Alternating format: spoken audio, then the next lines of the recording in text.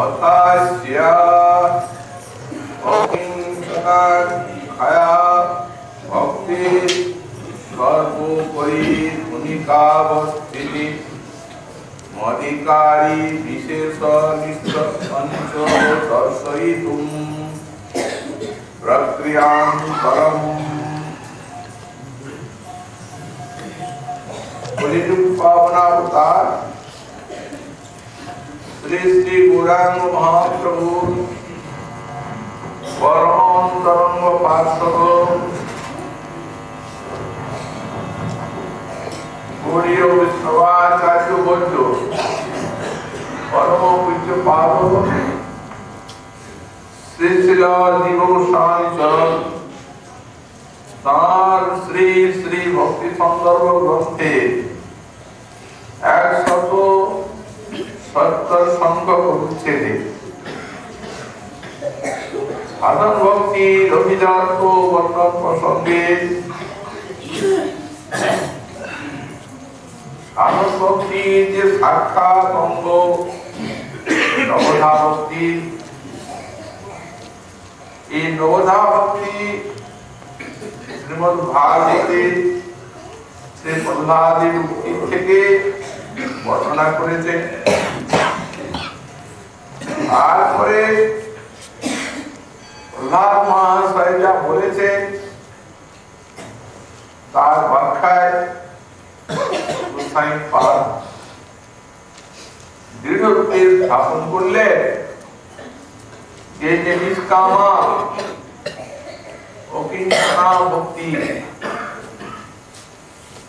এই নবধা ভক্তি এবং অন্যান্য যে সব অঙ্গগুলি এই নবধা ভক্তির অন্তর্ভুক্ত আছে,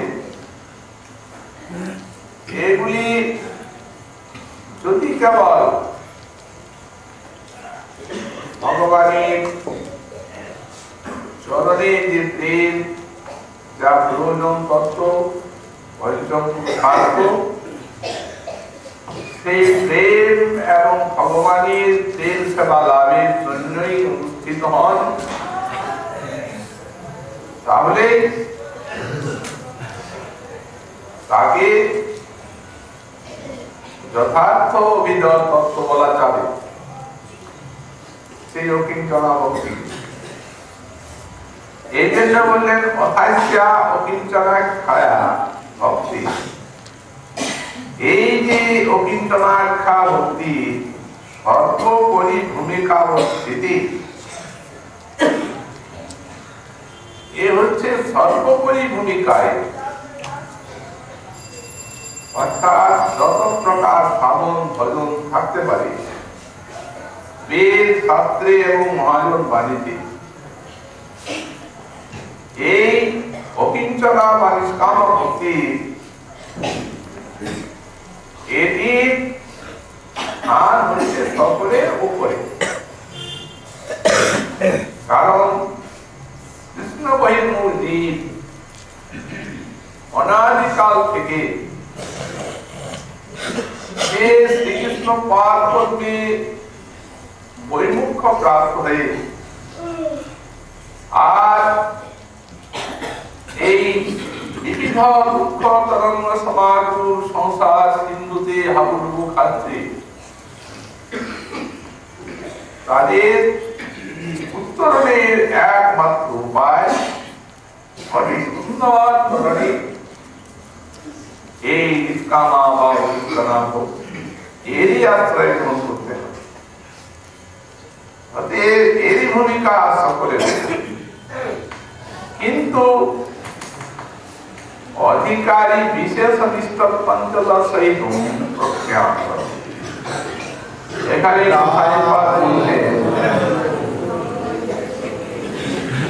আসলে এই শুদ্ধ ভক্তির অধিকারী হওয়া যায়। যদি অধিকারী না হওয়া যায়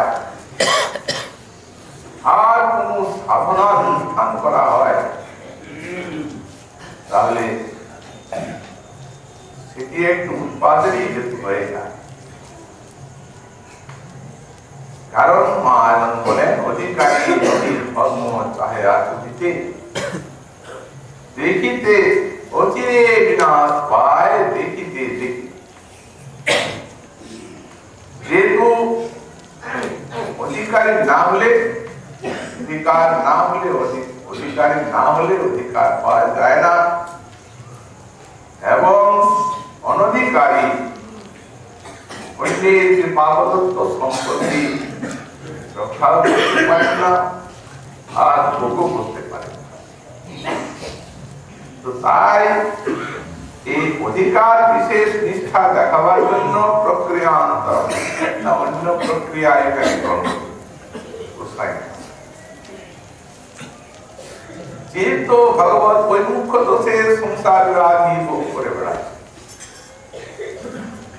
এর একমাত্র কল্যাণ ভগবানের সম্মুখ লাভ, শ্রী ভগবানের উপাসনা এবং ভগবানের সেবা। স্বরূপত জীব ভগবানের দাস। দাস যখন তখন দাসের একান্ত কর্তব্য হচ্ছে প্রভুর সেবা। সেই সেবা বিচ্যুত হয়ে মুখ্য প্রাপ্ত হয়েছে প্রভুর চরণ ভুলে। সুতরাং একমাত্র শুদ্ধ কীর্তনা ভক্তি ছাড়া এই সেবা কেউ দিতে পারেন না কোন সাধনা। যেহেতু যথার্থ জীবের স্বরূপাবস্থিতি একমাত্র এই শুদ্ধাবস্তির সাধনাই হয়েছে, এবং যে গোবিন্দ পাদ পদ্ম বিস্তৃত হয়ে অনাদিকালের থেকে ভবব্যাধি ভোগ করে বেড়াচ্ছে, তার সংসার উত্তরণের এবং পরম পুরুষার্থ লাভের উপায় হচ্ছে এই শুদ্ধারাধন। তো বলছে কিন্তু অধিকারী বিশেষ তো আছে, এই জন্য প্রথমত শাস্ত্র এবং মহালোক দেখাচ্ছে যে যখন পরতত্ত্ব বৈমুখ্যের থেকেই জীবের এই সংসার ব্যাধি, তখন যে কোনো রূপে পরতত্ত্ব সামুখ্যতা শুদ্ধ ভক্তির অধিকারী না হলে তো আর ভজন করা যাবে না, ভজন করলেও কল্যাণ। তো যারা শুদ্ধ ভক্তির অধিকার প্রাপ্ত হন নাই, কর্ম জ্ঞানাদি অধিকারে আছেন, তাদেরকেও তো ভগবত সামুখ্যটা দেখা যায়, ভগবত সামুখ্যটা সম্মুখে দেখা যায়। তা যদি না হয় তাহলে তারা এই সংসারে পাপ কর্মাদি করবে এবং সংসার ব্যাধিটা অনন্তকালের জন্য স্থায়ী হয়ে যাবে। এই জন্যই বলছেন যে তত্র পরতত্ত্ব বৈমুখ্য পরিহার। এই জন্য যে ভগবত বৈমুখ্যের থেকে এই সংসার, এই বৈমুখ্যটি পরিহার করার জন্য তথা কথঞ্চিত সাম্মুখ্য মাত্রং কর্তব্যতে নলভ। বেদ শাস্ত্র মহাজন এরা চান লিখিত জীবের কল্যাণ এবং তাদের অধিকার অনুরূপ এই পরতত্ত্ব সাম্মুখ্যতাকে দেখে আর ধীরে ধীরে তাদের এই শুদ্ধ ভক্তি মন্দিরে তুলতে হবে। আর তা না হলে সার্বভৌম ভাবে সব জীবের কল্যাণ নিরূপণ করা যাবে। এই জন্যই কোন রূপে পরতত্ত্ব সাম্মুখ্য হোক, তো বলছে পরতত্ত্ব নাম। সেই পরতত্ত্ব সাম্মুখ্য 3 প্রকার। কি বললেন? নির্বিশেষণ তদীয় ব্রহ্মাখ্যা বিভাগস্য জ্ঞান রূপ। একটা নির্বিশেষ রূপ পরতত্ত্ব সাম্মুখ্য, সেটি হচ্ছে ব্রহ্মাখ্যা বিভাগস্য জ্ঞান। পরতত্ত্ব স্বরূপ ভগবানের যে ব্রহ্মাখ্য, অর্থাৎ এই ব্রহ্মরূপ প্রকাশ, এই প্রকাশটি যাতে আবির্ভাব হবে তার জন্য জ্ঞানের হবে। এটি উন্মুখতা হলো একটা। কারণ শ্রীমদ্ ভাগবতে বলছেন যে এক অখণ্ড তত্ত্ব যে কৃষ্ণ, এই তারই চারটা প্রকার।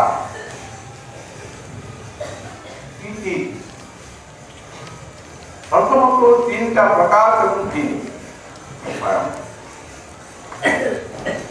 একটি হচ্ছে ব্রহ্ম, একটি পরমাত্মা আর একটি ভগবান। আর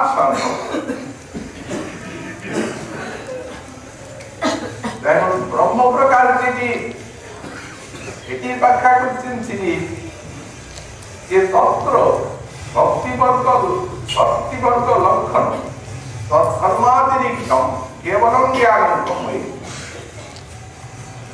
বলছেন ভক্তিবর্গ এখানে ভগবানের পরতত্ত্ব স্বরূপ সবিশেষ ভগবানের যে অনন্ত শক্তি, যেখানে সেই শক্তির অভিব্যক্তি তৎকর্মাতিরিক্তম, শক্তির অভিব্যক্তি রহিত যে পরতত্ত্ব তার নাম ব্রহ্ম।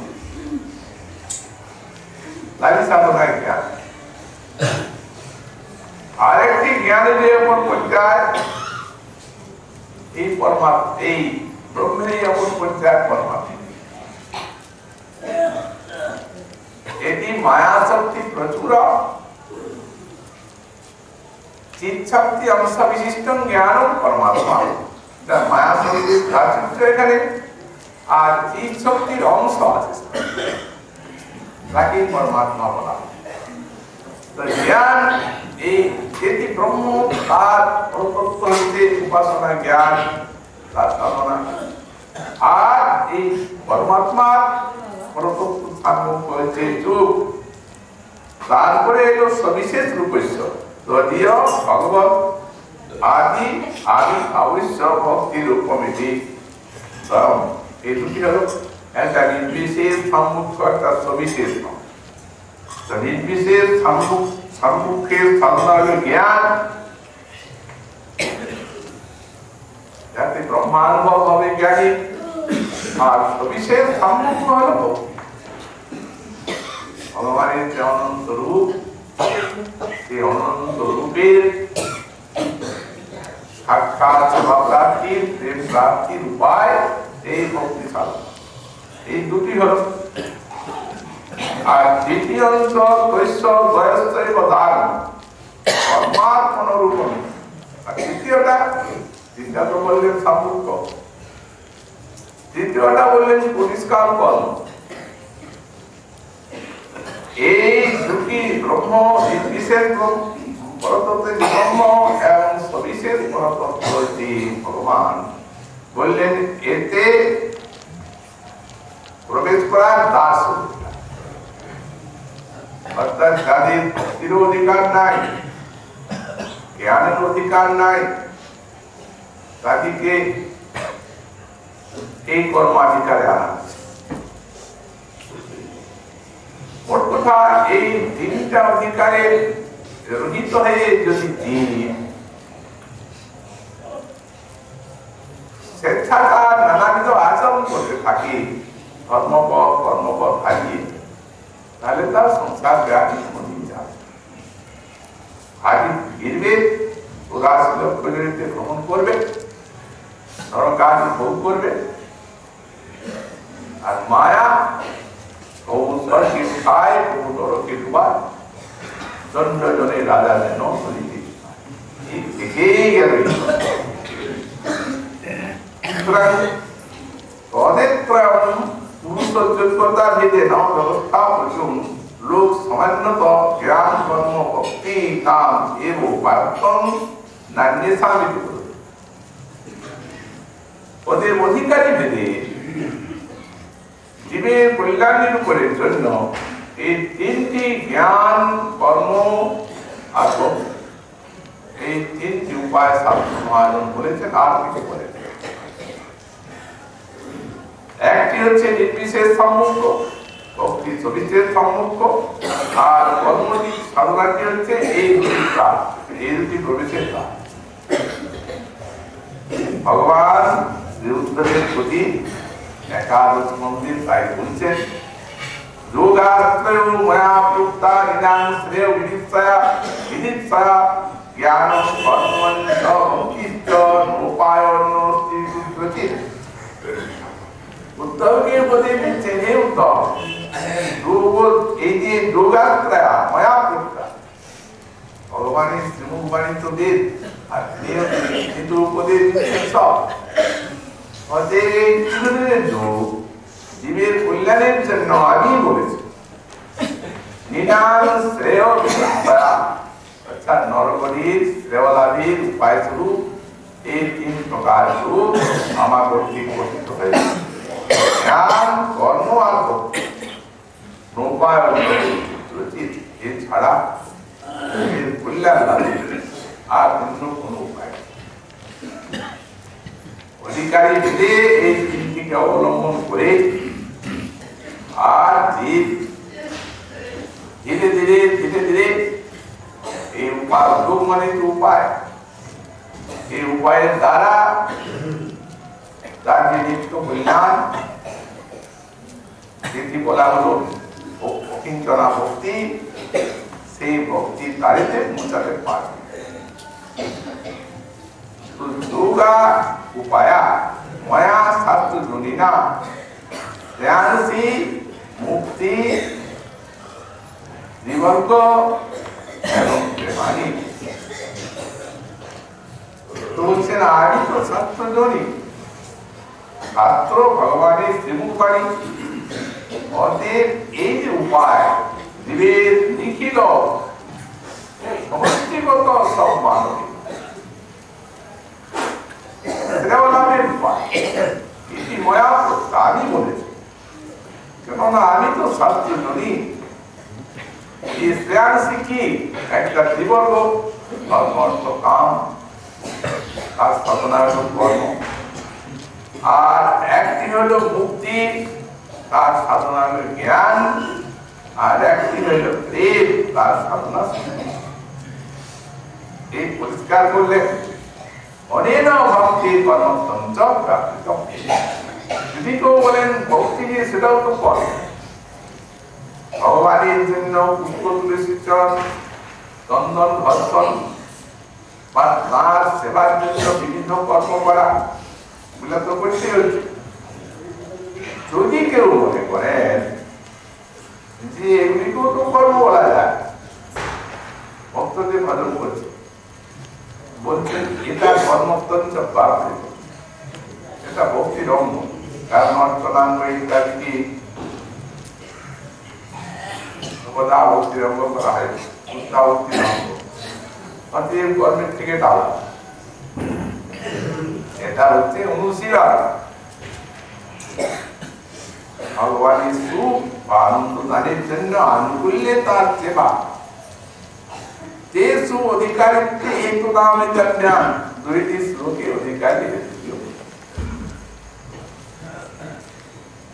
কি বললেন ভগবান? তারপরে বলছেন নির্বিন্নানাং জ্ঞানযোগ আর ন্যাসিনাং কর্মসু আর তেষু অনির্বিন্ন চিত্তানাং কর্মযোগশ্চ কামি।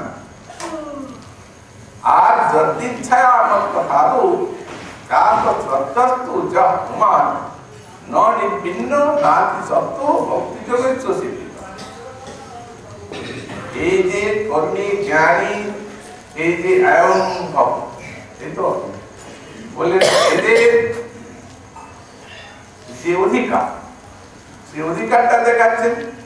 নির্বিন্নানাং জ্ঞান যোগ, যখন কর্মে তিনি বিরক্ত হয়ে গেলেন, যারা এই কাম্য কর্মেতে, সকাম বা নিষ্কাম কর্মেতে যাদের বৈরাগ্য এসে গেল, নির্বিন্ন হয়ে গেল, যারা বললেন তাদের জন্য জ্ঞান যোগ নাচি নাম, তারা কর্ম ত্যাগ করবে। তারা যখন এই অধিকার আছে, তখন কর্মাধিকারে থাকাটি তার নির্ণয়,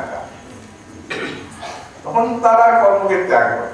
অধিকারে জ্ঞান জমে চলে সেই নির্বিশেষ সম্মুখ এবং মনির্বিন্ন চিত্তানাম যতক্ষণ পর্যন্ত কর্মে আসক্তি থাকছে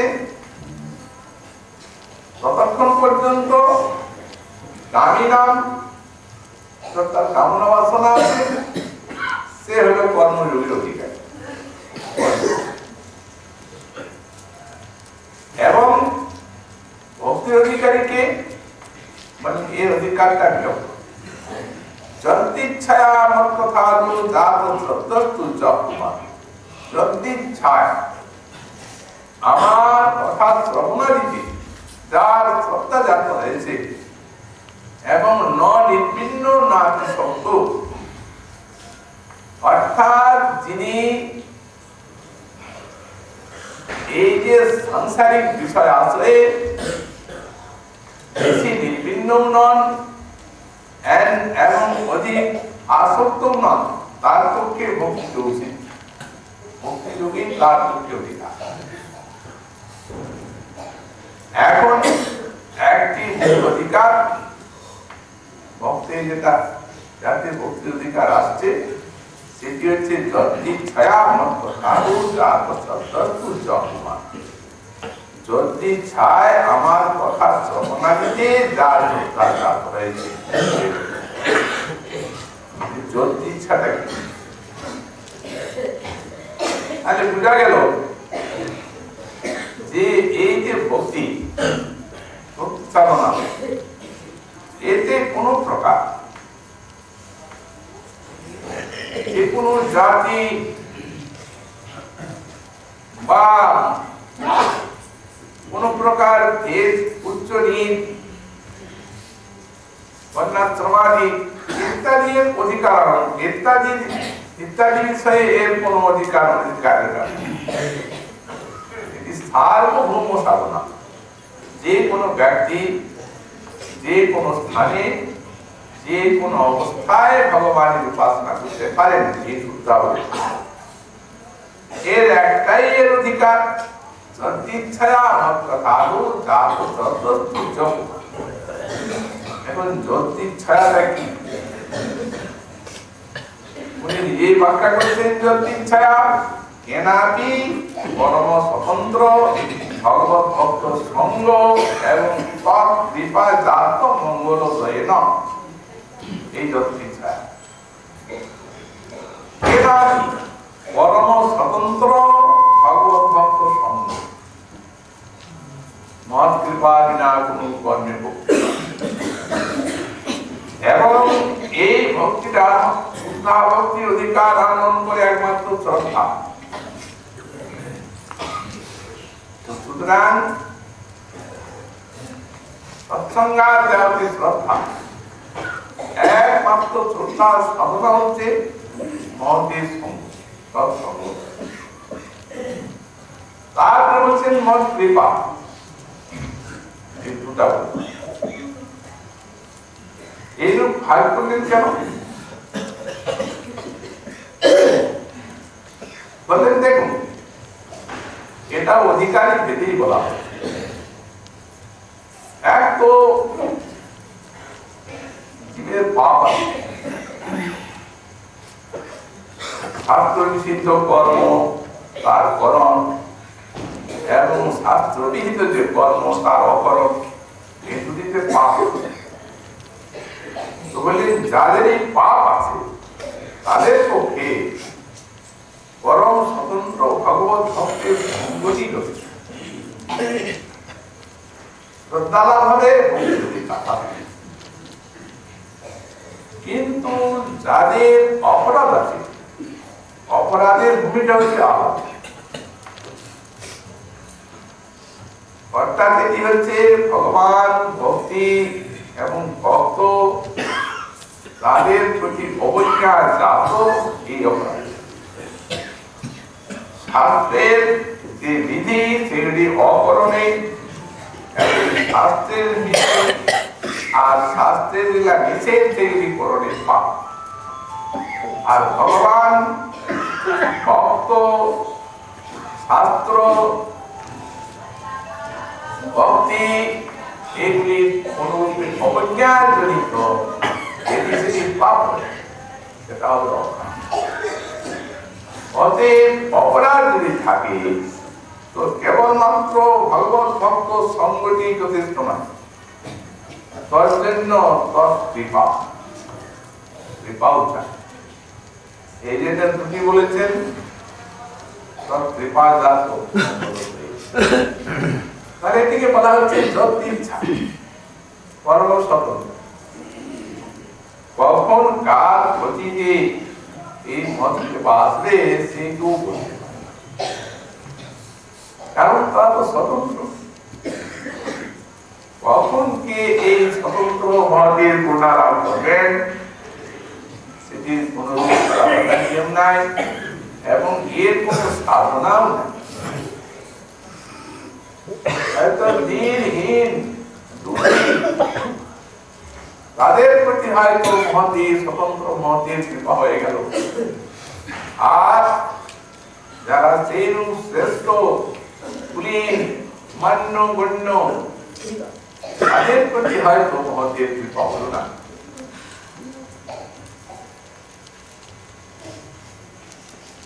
অতএব যে কপাই যদি যন্ত্রী ছাত্রী প্রয়োগ করে, তাহলে মহতের সঙ্গ বা মহতের কৃপার ফল এটি যে পাওয়া গেল তার লক্ষণটি কিসে হবে?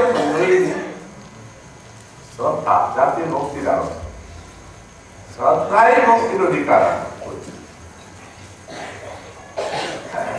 শ্রদ্ধাটা বুঝতে হবে, শ্রদ্ধাটি হচ্ছে যে শ্রদ্ধা শব্দে বিশ্বাস করি সুদৃঢ় নিশ্চয় কৃষ্ণে ভক্তি কইলে সর্বকর্মকৃত হয়। যখন এইরূপ দৃঢ় মনোবৃত্তি মহাকৃপাতে মানবের চিত্তে এসে উদিত হবে যে ভগবানের ভজন ব্যতীত বা তার চরণে ভক্তির অনুষ্ঠান ব্যতীত আমার কল্যাণ লাভের অন্য কোন উপায়, এইটি হচ্ছে শ্রদ্ধা। এই বিশ্বাস করে বলে অতএব শ্রদ্ধার থেকে শ্রদ্ধা শব্দে বিশ্বাস করি সুদৃঢ় নিশ্চয় কৃষ্ণে ভক্তি কইলে সর্বকর্ম হয়। তাহলে শ্রদ্ধাটি জাত হচ্ছে প্রথমে, আর তারপরে বা সঙ্গে সঙ্গে কার্যরূপে আসছে বিশ্বাস। তখন এইরূপ মনোবৃত্তি দৃঢ় মনোবৃত্তি তার চাচ্ছে। এখন এই শ্রদ্ধাকে অধিকার তিন প্রকার ভেদ করা হয়েছে। এক হচ্ছে দৃঢ় শ্রদ্ধাবান, তিনি কিরূপ অধিকারটা বললেন যে শাস্ত্র যুক্তে শুনিব আর দৃঢ় শ্রদ্ধা যা, এই উত্তম অধিকারী সেই তারই শ্রদ্ধা। যা যিনি শাস্ত্র যুক্তিতে শুনিব, অর্থাৎ শাস্ত্র যুক্তির দ্বারা অন্যের হৃদয়ের এই ভক্তির প্রতিযোগী যে মনোভাব সেগুলিকে যিনি দূরীভূত করে যুক্তি প্রমাণের দ্বারা, আর এই শাস্ত্রীয় সিদ্ধান্তে ভক্তি যে একমাত্র অবলম্বনীয় সেটি বুঝিয়ে দিতে পারে এত নিষ্পন্ন যারা আছে। এবং শ্রদ্ধাকেও দৃঢ় আছে, ওই শ্রদ্ধা শক্তি বিশ্বাস করে সুদৃঢ় সেটাও দৃঢ় আছে। এটি হচ্ছে উত্তম শ্রদ্ধা। আর শাস্ত্র যুক্তি নাহি জানি দৃঢ় শ্রদ্ধাবান মধ্যম অধিকারী সেও মহাভাগ্য। শাস্ত্র যুক্তি অত জানেন না কিন্তু দৃঢ় শ্রদ্ধাবান, তার মানে শাস্ত্র যুক্তি দ্বারা অন্যের যে সংশয় আদি সেগুলিকে নিরসন করে এনে শুদ্ধ ভক্তি পথে বিশ্বাস জাগাতে পারবেন না বটে, কিন্তু যদি কোনরূপ প্রবল এই ভক্তি বা ভজনের বিরোধী যদি কোনরূপ কেউ যুক্তি জ্ঞানী প্রবল যুক্তি প্রয়োগ করে যদি শাস্ত্রযুক্তিটা সে জানেন না অন্যকে প্রমোদ করার মতো, কিন্তু দৃঢ় শ্রদ্ধা শ্রদ্ধার থেকে বিচলিত হবেন শ্রীমন্ত্রমন্ত্রীরা। আর কনিষ্ঠাধিকারী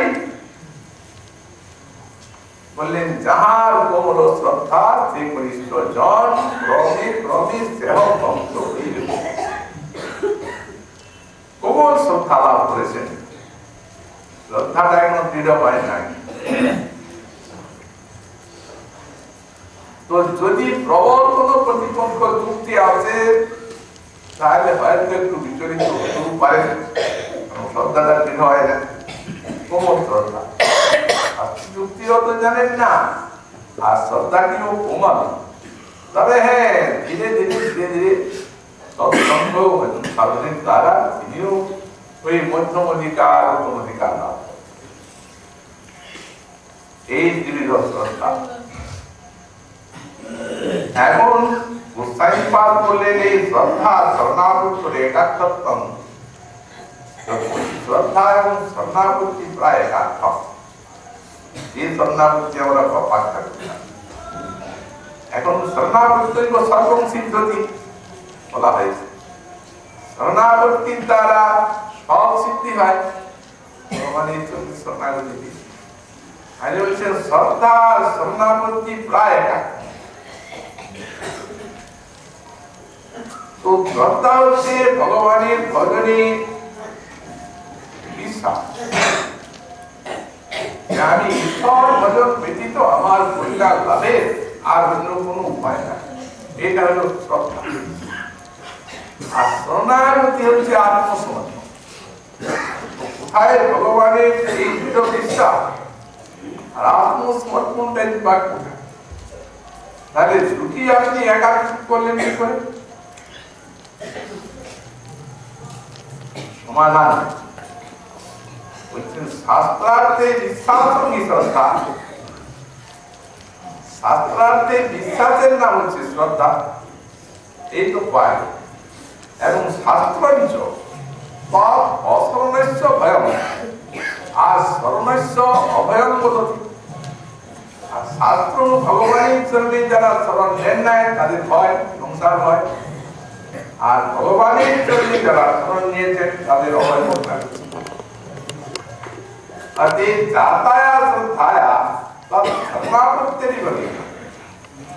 এই জন্য যদি শ্রদ্ধা জাত হয় তাহলে এই শ্রদ্ধার ফল হবে শরণাগতি, ওটা এসেই যাবে।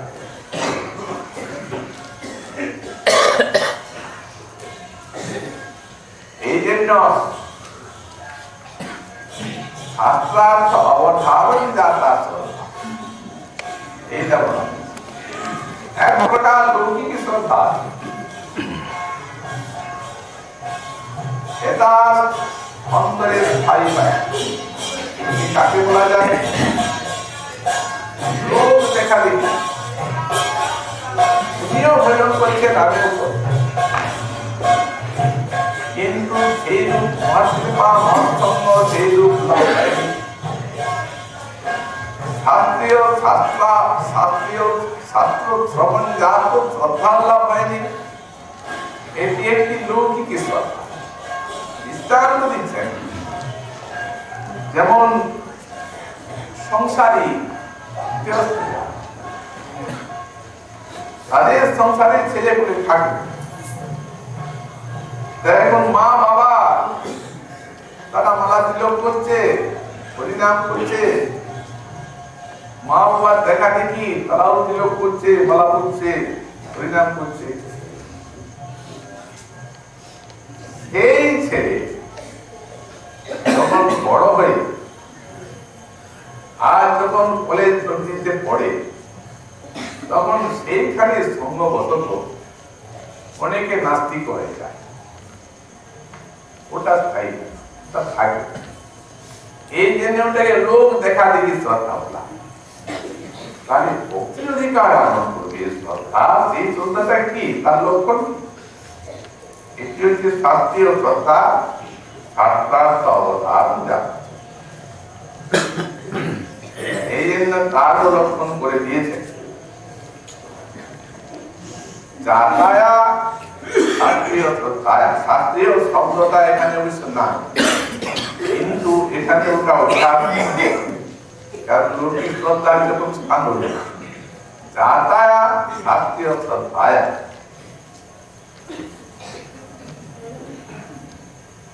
सिद्धा और सिद्धुच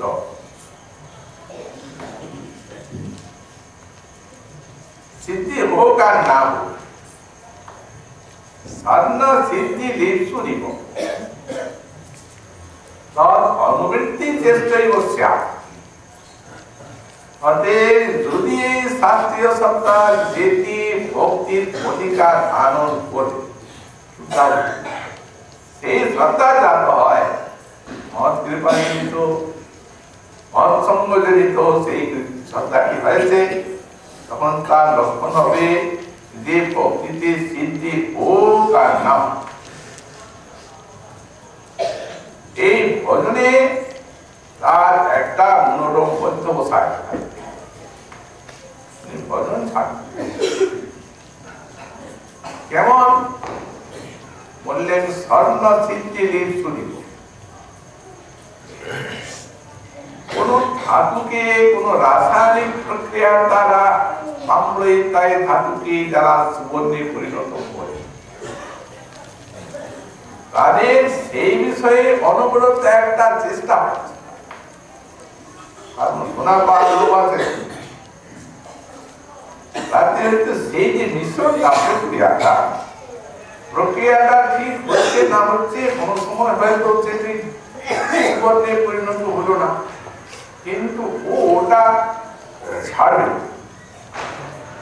সেই প্রকারে সিদ্ধি হোক না হোক উনি ভজন ছাড়বেন না। আসতে পারে ভজনের নাম প্রকার অনর্থ বাধা বিঘ্ন, কিন্তু ভজন চায়। এখানে সিদ্ধিটাই কি বললেন সিদ্ধিস্থ অস্ত্র সমাধি দোষফলকারী পরমানন্দ পরাকাষ্ঠাকারী শ্রী হরি স্মরণরূপই ঘটনা। সেখানে সিদ্ধি বলতে জানতে হবে যে হৃদয়ের যে কামনা বাসনা, এই কামনা বাসনাই তো জীবের হৃদয়ের মালিন্য, এই জন্যই তো তাদের এই সংসার। তো এই কামনা বাসনার দোষ ক্ষয় করবে আর পরানন্দ পরাকাষ্ঠা গানি শ্রী হরি স্ফূর্তি লাভ। অর্থাৎ চিত্তে ভগবানের স্মৃতি ধ্যান ও প্রীতি ব্রহ্মজ্ঞান ইনি হচ্ছেন জ্ঞান। আর এক প্রকার আছেন শুদ্ধ, আর কারা বলে যেমন এই অনিবরত ভজন দিয়া। আর এক প্রকার আছেন তারা হচ্ছেন প্রেম ভক্ত, তারা তিনিকে বললেন যেমন হনুমান। আর এক আছেন প্রেম পর, আর